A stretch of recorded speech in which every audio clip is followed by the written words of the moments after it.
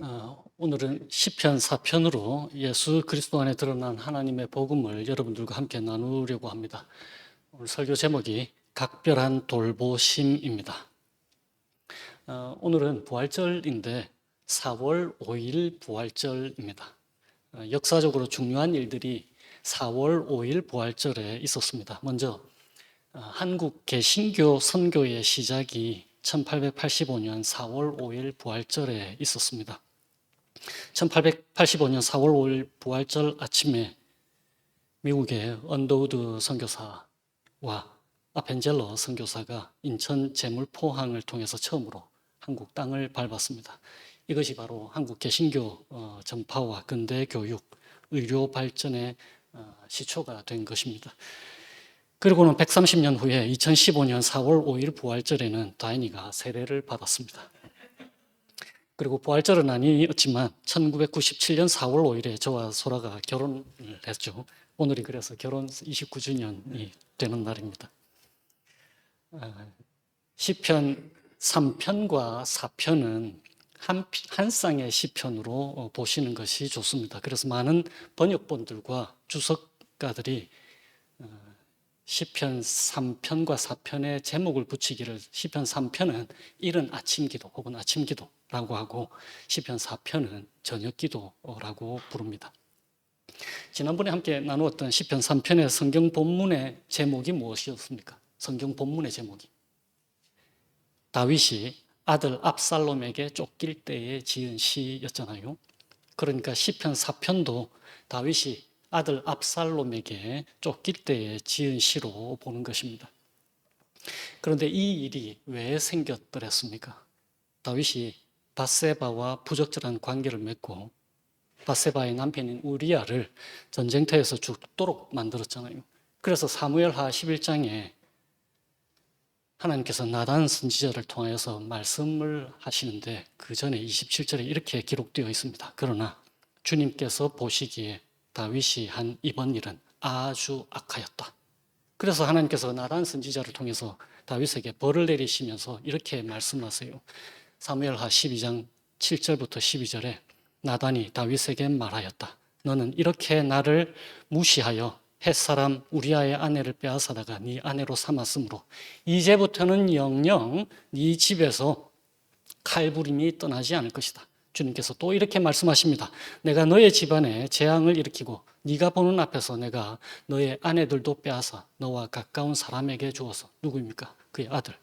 그가 대낮에 너의 아내들을 욕보이게 하겠다. 너는 비록 몰래 그러한 일을 하였지만 나는 대낮에 온 이스라엘이 바라보는 앞에서 이 일을 하겠다. 그래서 하나님께서 나단을 통해 예언하신 것처럼 다윗이 그의 아들 중 하나인 압살롬에게서 쫓기고 압살롬은 예루살렘에 남아있던 다윗의 여러 아내들을 욕보이게 된 것이었습니다. 그런 와중에 다윗이 이 시편으로 주님께 기도를 하고 있는 거예요. 그러니까 다윗의 인생에서 가장 어두운 시기에 이 시편이 기록된 것입니다. 그의 인생에서 죄와 실패와 실수로 점철되던 시기였습니다. 이보다 더 나쁠 수 없는 시기라고요. 그의 인생에서 지우고 싶은 몇 가지 중에 이번 일들이 있었을 것입니다. 아마 우리 중에 다윗보다 더 어두운 시간을 보낸 사람은 아마 거의 없을 거예요. 그런데 다윗이 오늘 본문에서 하나님을 어떻게 부르고 있습니까? 1절에 의로우신 나의 하나님이라고 부르는 거예요. 다윗은 자신의 죄 때문에 고난을 주신 하나님을 의로우신 분으로 말하고 있습니다. 그런데 동시에 다윗은 하나님이 은혜의 하나님이심을 또한 고백하고 있는 거예요. 1절 하반절을 보세요. 나에게 은혜를 베푸시고 나의 기도를 들어주십시오. 다윗이 하나님께 이렇게 기도할 수 있는 이유가 무엇입니까? 그것은 그가 기억하고 있는 것입니다. 3절에 뭐라고 되어 있습니까? 주님께서는 주님께 헌신하는 사람을 각별히 돌보심을 기억하여라. 영어 성경에서는 know 혹은 realize라고 이 기억하다라는 단어가 번역되어 있습니다. 주님께서는 주님께 헌신하는 사람을 각별히 돌보심을 기억하여라. 여기에 주님께 헌신하는 사람이라고 번역된 이 말의 원래 의미는 경건한 사람, 신실한 사람, the godly 혹은 the faithful person 혹은 faithful servant라고 번역되어 있는 것입니다.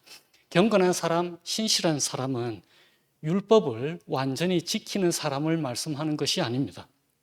우리 인간은 절대로 그럴 수 없잖아요. 우리가 로마서에서 함께 나누듯이 말입니다. 경건한 사람, 신실한 사람은 자신의 죄를 하나님께 인정하고 하나님을 의로우신 분이라고 고백하는 사람입니다.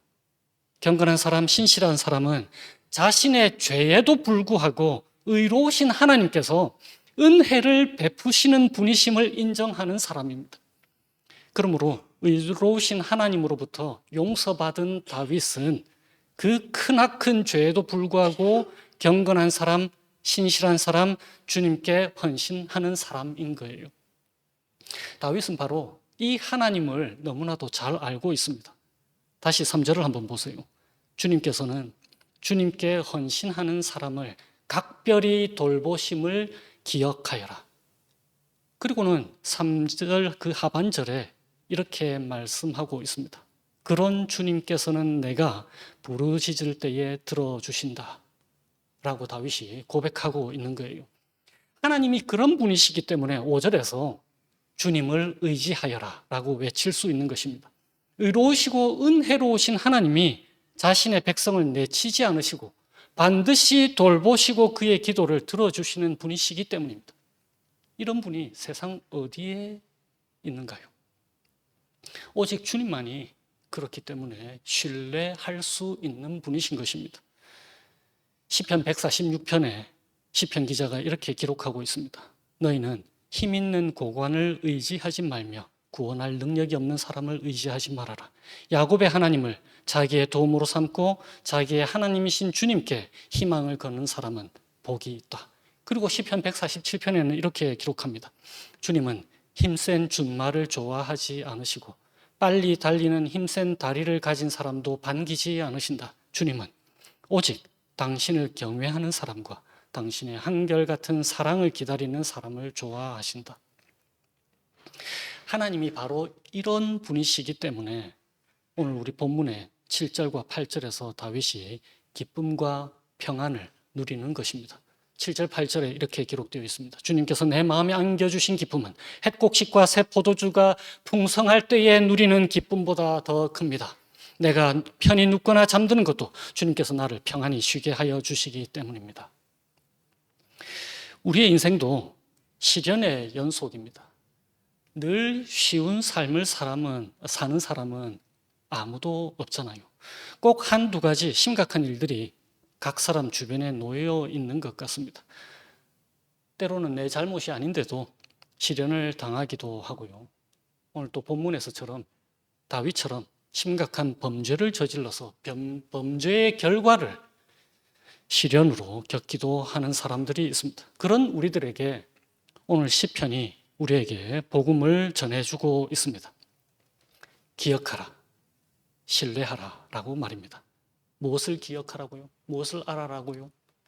의로우신 하나님이 또한 은혜로우신 분이시다라는 것을 말입니다.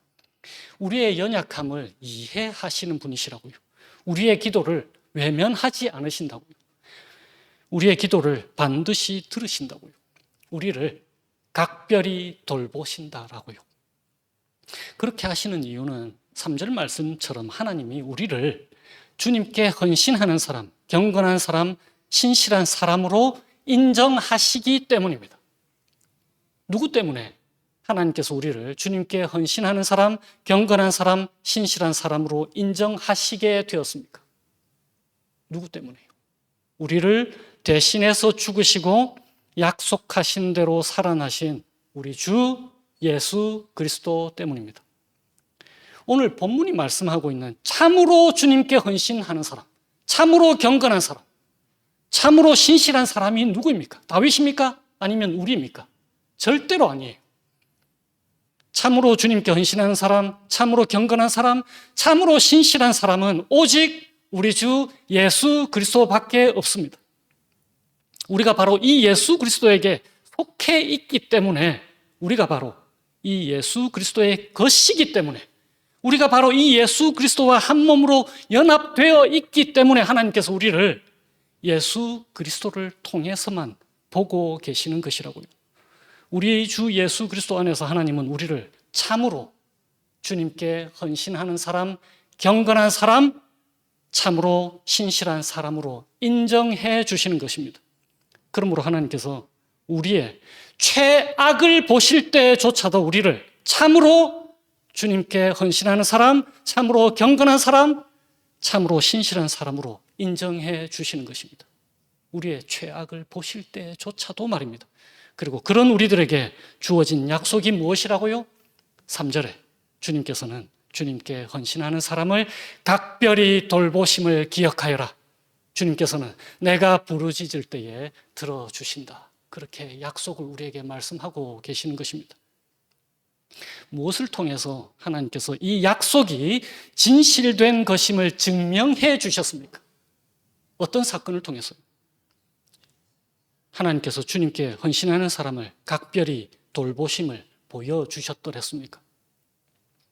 참으로 하나님께서 주님께 헌신하는 사람이신 예수님을 죽음에서 부활하게 하심으로써 하나님의 이 약속을 우리들에게 증명해 보여주셨습니다. 하나님께서 우리를 각별히 돌보시겠다는 이 약속을 예수 그리스도 안에 있는 우리에게 주신 것입니다. 하나님께서 참으로 주님께 헌신하는 사람이신 예수님을 죽음에서 부활하게 하심으로써 말입니다. 그렇게 증명해 주셨다고요. 그러므로 어떤 상황과 형편에서도 5절 말씀처럼 주님을 의지하여라 라고 말씀하시는 것입니다. 우리의 최악의 상태 속에서조차도 말입니다. 그렇기 때문에 우리는 기뻐할 수 있고 평안을 누릴 수 있는 것입니다. 7절과 8절에서처럼 말입니다. 주님께서 내 마음에 안겨주신 기쁨은 햇국과 새 포도주가 풍성할 때 누리는 기쁨보다 더 큽니다. 내가 편히 눕거나 잠드는 것도 주님께서 나를 평안히 쉬게 하여 주시기 때문입니다. 우리가 하나님께 최악의 상태일 때도 각별한 돌보심을 주시는 이 하나님과 한 주를 동행하시게 되시기를 주님의 이름으로 축원드립니다. 기도하시겠습니다.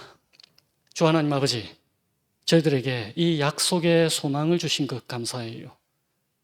저희들의 어떠함 때문이 아니라 주 하나님의 어떠하심 때문에 저희를 각별히 돌보신다는 이 약속이 흔들리지 않는 영원한 새 언약임을 알게 해 주셔서 참 감사해요. 하나님 아버지, 저희들의 삶의 형편과 처지를 돌아보게 하시되 그 안에서 좌절케 하지 마시고 그 속에서도